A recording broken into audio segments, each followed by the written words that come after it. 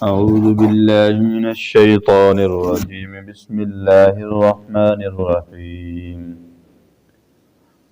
والذين يؤمنون بما أنزل إليك وما أنزل من قبلك وبالآخرة هم يوقنون أولئك على هدى من ربهم وأولئك هم المفلحون۔ اور وہ لوگ ایسے ہیں جو آخرت پر بھی یقین رکھتے ہیں، بس یہ لوگ ہیں ٹھیک راہ پر جو ان کے پروردگار کی طرف سے ان کو ملی ہے، اور یہی لوگ ہیں جو پورے پورے کامیاب ہیں۔ یہاں پر اللہ سے ڈرنے والوں کی صفات کا بیان چل رہا ہے۔ پہلے جو ہے 4 صفات جو اللہ سے ڈرنے والوں کی، جو متقیوں کے بارے میں جو ہے وہ بیان ہو چکی ہیں۔ چوتھی صفت جو بیان کی گئی تھی اس کے اندر یہ بتلایا گیا تھا کہ یہ اللہ کی بھیجی ہوئی تمام کتابوں پر اور تمام صحیفوں پر ایمان رکھتے ہیں،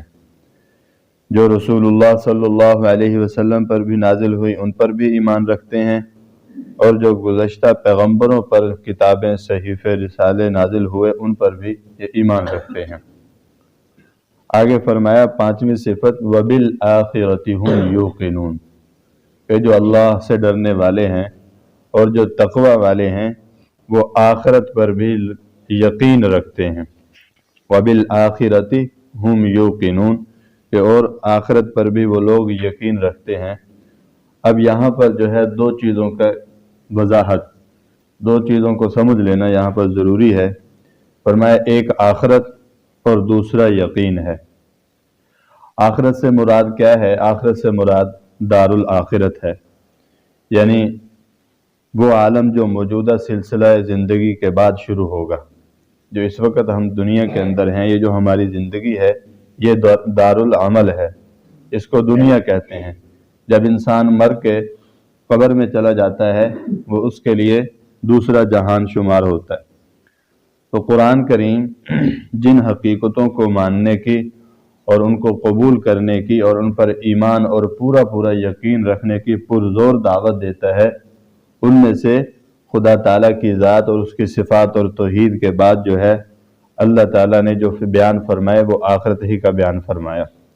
آخرت ہی کے اوپر زیادہ سے زیادہ زور دیا جاتا ہے۔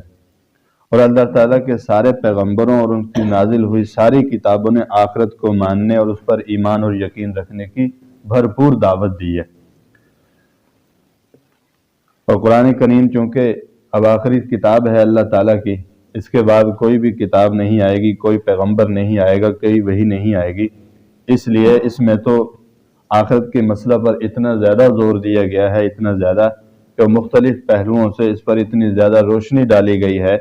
اور اتنی تفصیل سے اس کو بیان کیا گیا ہے کہ بلا مبالغہ یہ کہا جا سکتا ہے کہ قرآن کا ایک بہت بڑا حصہ جو ہے وہ آخرت کے بیان کے اوپر متعلق ہے، کہ آخرت کے بیانات اور حالات اور اس کی وضاحت قرآن کے اندر سے زیادہ ہے۔ اب یہ جو عالم ہے یہ فرمایا دار العمل، یہ دنیا دار العمل ہے، یہاں کی زندگی کے بعد عمل کی مہلت ختم ہو جاتی ہے۔ جب انسان مر جاتا ہے اس وقت اس کے پاس کوئی عمل نہیں ہوتا، مرنے کے بعد اس کے لیے دار الجزا شروع ہو جاتا ہے۔ یہ دنیا دار العمل ہے، اس کے اندر ہم جو کچھ عمل کر لیں جیسا چاہیں سب کچھ کر سکتا ہے، لیکن جب انسان مر جاتا ہے تو اس کے بعد اس کے عمل کی جو ہے وہ اختتام ہو جاتا ہے۔ اس کے بعد ایک دوسرا عالم دار الجزا ہے، جہاں انسان کے دنیا میں کیے ہوئے ایک ایک عمل کا پورا بدلہ ملے گا۔ قرآن میں دوسری جگہ فرمایا فَمَن يَعْمَلْ مِثْقَالَ ذَرَّةٍ خَيْرًا يَرَهُ، کہ دنیاوی زندگی کے اندر انسان نے کوئی بھی اچھا کام کیا ہوگا، ایک ذرے کے برابر بھی کوئی نیکی کی ہوگی، خَيْرًا يَرَهُ، اس کو وہ دیکھ لے گا۔ وَمَن يَعْمَلْ مِثْقَالَ ذَرَّةٍ شَرًّا يَرَهُ، ایک مثقال ایک ذرے کے برابر کی اگر ہم نے دنیا کے اندر کوئی برا کام کیا ہوگا وہ بھی ہمارے سامنے آ جائے گا، اس کا پورا ہمیں بدلہ دیا جائے گا، چاہے وہ نیک عمل ہو چاہے اس میں کوئی برا عمل ہو۔ اس میں کوئی شک نہیں ہے کہ اس دنیا میں بھی انسانوں کو ان کے حالات اور واقعات اور اعمال اور افعال کے لحاظ سے کسی درجہ میں بدلہ ملتا رہتا ہے، لیکن پورا بدلہ نہیں ملتا۔ تو اس کے لیے عالم آخرت مقرر ہے، یہاں پر ہم کچھ اعمال کچھ نیکیاں کرتے ہیں جن کا بدلہ اللہ تعالی ہمیں جو ہے وقتی طور پر دنیا میں تھوڑا بہت دے دیتا ہے، لیکن کامل ترین جو اس کا مکمل طور پر بدلہ ہوگا وہ کیا ہے؟ وہ مرنے کے بعد عالم آخرت کے اندر ہوگا کہ دنیا میں کیے ہوئے عملوں کا پورا پورا بدلہ وہاں پر ملے گا۔ تو اس دنیا میں انسان کی موت، جو انسان مرتا ہے وہ اصل میں اس دنیا سے عالم آخرت کی طرف انتقال ہوتا ہے۔ جو انسان کی موت ہوتی ہے وہ انسان ختم نہیں ہو جاتا، مر مٹ نہیں جاتا، بلکہ وہ ایک جہان سے دوسرے جہان میں منتقل ہو جاتا ہے۔ اور اسی لحاظ سے آخرت کا سفر گویا موت ہی سے شروع ہو جاتا ہے، لیکن مرنے کے وقت سے لے کر قیامت تک کا جو زمانہ ہے جس کو برزخ کہتے ہیں، قبر کا زمانہ، جب انسان مر جاتا ہے قبر تک پہنچ جاتا ہے تو قیامت کی صبح تک جو زمانہ قبر کے اندر گزرتا ہے اس کو عالم برزخ کہتے ہیں، اور اس کی نسبت عالم آخرت کے لحاظ سے قریب قریب وہی ہے جو نسبت زمانہ حمل کو اس دنیاوی زندگی سے ہے۔ جیسے انسان دنیا کے اندر آنے کے لیے پہلے کچھ ماں کے پیٹ میں ٹھہرتا ہے، اسی طرح گویا کہ عالم آخرت کے اندر منتقل ہونے کے لیے یہ بھی ایک حمل کے زمانے کی طرح ہے، گویا کہ آخرت کے طور پر یہ حمل میں ہے انسان، جب انسان قبر کے اندر چلا جاتا ہے۔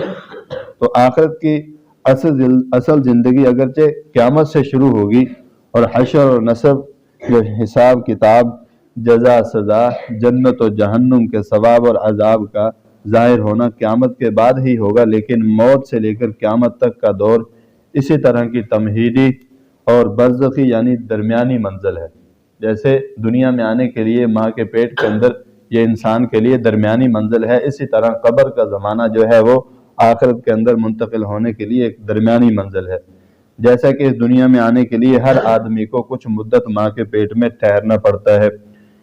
تو یہاں پر یہ بات واضح ہو گئی کہ عالم آخرت کا اس عالم دنیا سے گہرا تعلق ہے۔ جو کچھ بھی ہمارا اس کے اندر ہوگا، جیسے انسان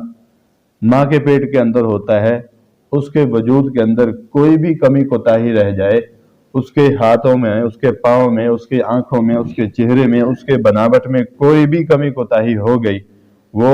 اللہ کے چاہنے کے بغیر وہ دنیا کے اندر کوئی بھی ڈاکٹر اس کی کمی کوتاہی کو پورا نہیں کر سکتا۔ اس کی آنکھیں خراب ہیں، ساری دنیا کے ڈاکٹر مل جائیں، جو ماں کے پیٹ سے اندھا پیدا ہوتا ہے اس کو روشنی نہیں دی جا سکتی۔ جو ماں کے پیٹ سے ہی اندھا اور لنگڑا لولا پیدا ہوتا ہے، ساری دنیا کے ڈاکٹر مل کر اس کو کسی طرح کے بھی کوئی بھی طاقت نہیں دے سکتے۔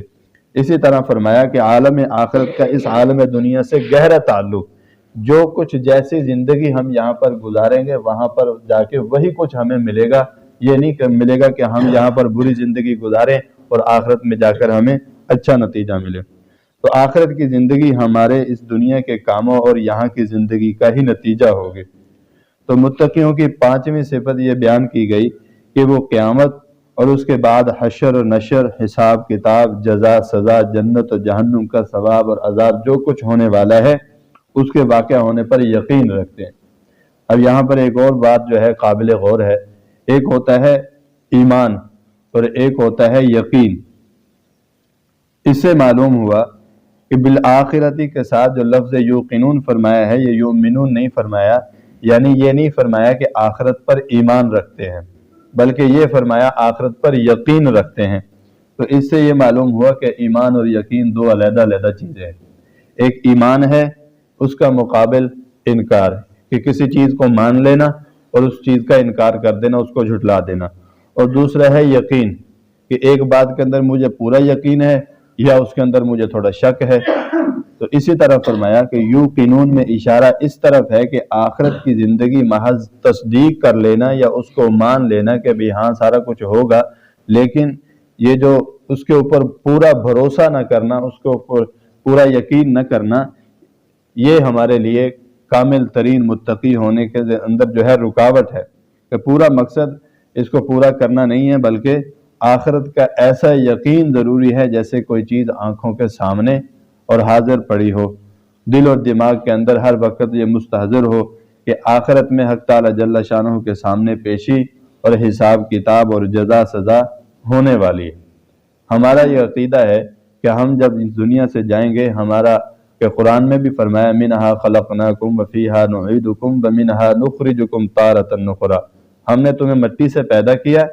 اور پھر اسی کے اندر تمہیں دوبارہ لوٹائیں گے، ومنہا نخرجکم تارۃ اخری، پھر دوسری مرتبہ تمہیں اس کے اندر سے نکالیں گے۔ قرآن کے اندر ہمیں اللہ تعالیٰ اس زندگی کے بعد دوسری زندگی کا بتا رہے ہیں، اور ہم نے اللہ کے سامنے کھڑا بھی ہونا ہے، اللہ کے سامنے حساب کتاب بھی دینا ہے۔ لیکن کافروں کا کیا معاملہ تھا؟ وہ کہتے تھے ہیہات لما توعدون، بہت دور کی باتیں ہیں جو بیان کرتے ہو، جس چیز کے وعدے کرتے ہو، کیا ہے ان ہی الا حیاتنا الدنیا نموت ونحیا وما نحن بمبعوثین، کہ یہ صرف دنیاوی زندگی ہے، جب مر گئے اس وقت قصہ ختم، دوبارہ وما نحن بمبعوثین، ہم نہیں اٹھائے جائیں گے۔ لیکن اصل بات کیا ہے کہ ہمارا زندگی جو ہے مرنے کے بعد جو دوبارہ زندگی شروع ہونے والی ہے، اس پر ہمارا ایمان اور یقین کامل ہونا ضروری ہے۔ تو صرف ایسا عقیدہ آخرت اور خوف خدا ہی انسان کی حالت درست رکھ سکتا ہے۔ جب انسان کو پتہ ہوگا کہ میں جو بھی عمل کر رہا ہوں، اچھا ہو برا ہو، یا کوئی نیک عمل کر رہا ہوں، تو اس کے اوپر مجھے کوئی نہ کوئی اچھا بدلہ ملے گا، یا میں برائی کر رہا ہوں تو مجھے اس کا گناہ ملے گا یا اس کی مجھے سزا ملے گی۔ جب انسان کے اندر یہ یقین پختہ ہوگا کہ مجھے اچھے برے کا مجھے نتیجہ آنے والا ہے، تو انسان اپنے آپ کو سنبھال کر چلا سکتا ہے، اور انسان کی زندگی میں انقلاب اس طرح کی طرز عمل لا سکتا ہے، اور اس کو صراط مستقیم پر قائم رکھ سکتا ہے۔ اب یہاں تک تو تھی متقیوں کی علامات اور صفات کا ذکر، یعنی کہ 5 صفات ذکر ہوئے ہیں۔ اب آگے ان صفات کا ثمرہ اور ان صفات کو رکھنے والوں کی جزا کا بیان، یعنی کہ ایمان بالغیب پر چلیں گے، اور آگے یقیمون الصلاۃ، نماز کو قائم کریں گے، اور اللہ کے راستے میں اللہ کی رضا کے لیے فلاحی کاموں میں خرچ کرنے والے، اور آپ علیہ الصلاۃ والسلام کی وحی پر یقین رکھنے والے،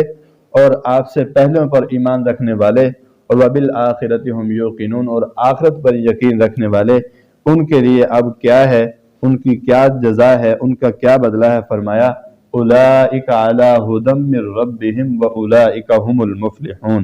کہ بس یہی لوگ ہیں ٹھیک راستے پر، جنہوں نے ایمان بالغیب کو قائم رکھا،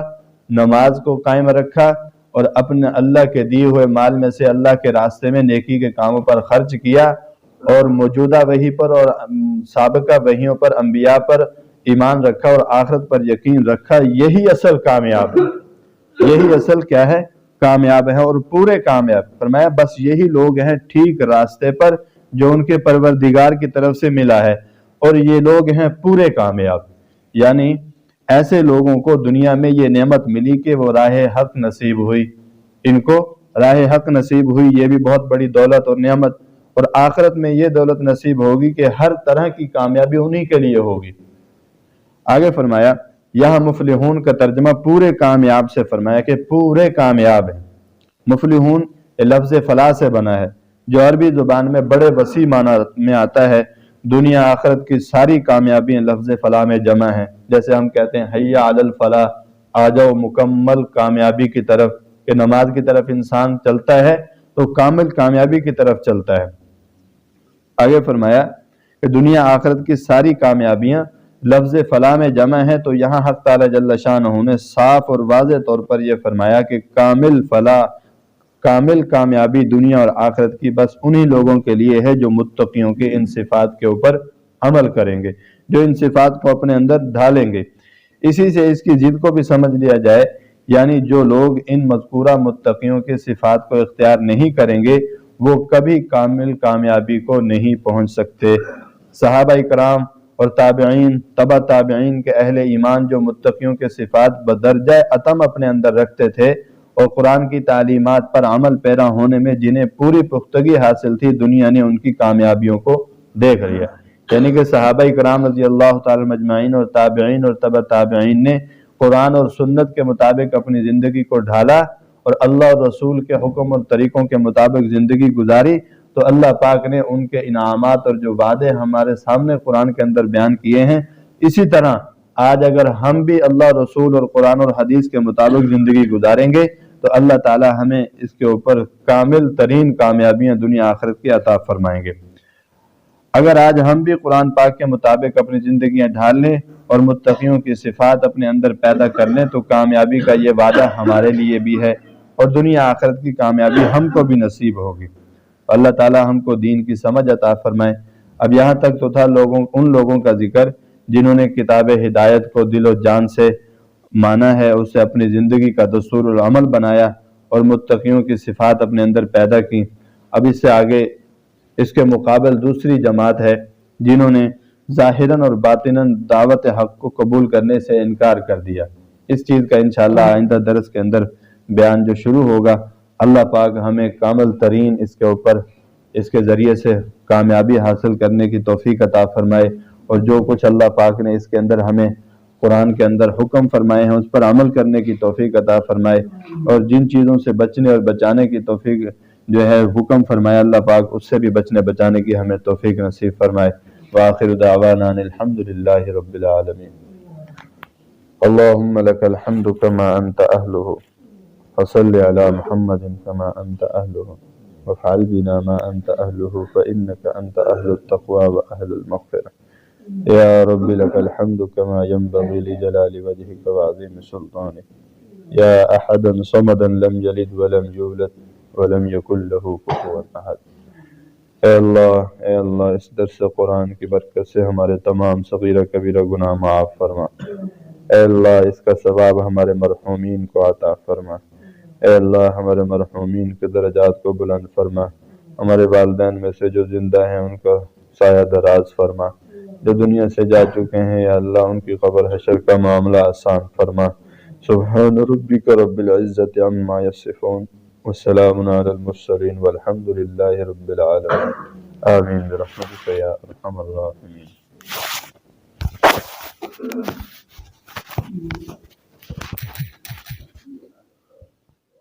اعوذ